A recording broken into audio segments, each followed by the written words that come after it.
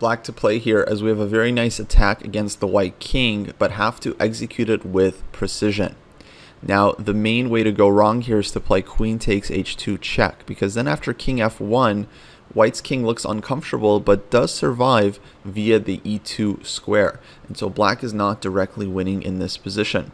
Same thing after bishop takes h2, the king can run away with king to f1, and black has a lot of work to do to try and win this one. So instead, the right move is for black to play queen h3. A very strong, quiet move that keeps the enemy king from escaping.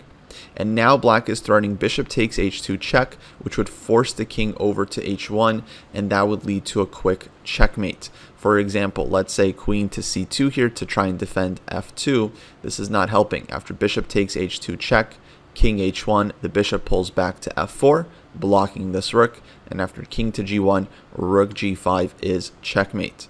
So black here has a very potent attack, and white doesn't have any decent defense here. If rook to g4, for instance, then we get the classic pattern of bishop takes h2 and bishop g3 check. A very important square for the bishop, which sets up the following queen h2 and queen takes f2 mate. A really good pattern to keep in mind if you haven't seen this one. The bishop can go anywhere, but it drops specifically to g3 so that we have this mate in the next moves.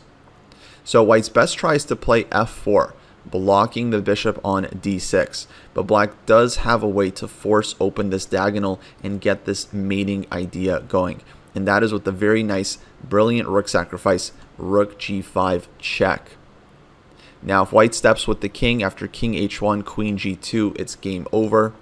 White's best is probably to play queen to g3 here, but then of course black is just taking the queen and it's game over.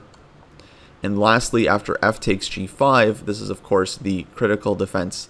Then black has this classic mating pattern of bishop takes h2 check, king h1, bishop g3 check, king g1, queen h2, and queen takes f2.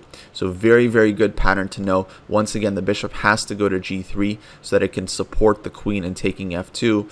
And in this case, it also shields black's queen from being taken by the queen on d3, as any other bishop move would run into queen takes queen and white would be winning. But this bishop g3 is of course very nice. So quite a nice attacking puzzle, actually showing a number of very important attacking concepts. First one is not to let the king run away, keeping the king in the mating net and setting up all kinds of ideas. Secondly, of course, sacrificing in order to open up some of our key pieces here with rook to g5 check. And finally, this super important, super thematic mating pattern with bishop takes h2 and bishop g3, setting up the eventual mate.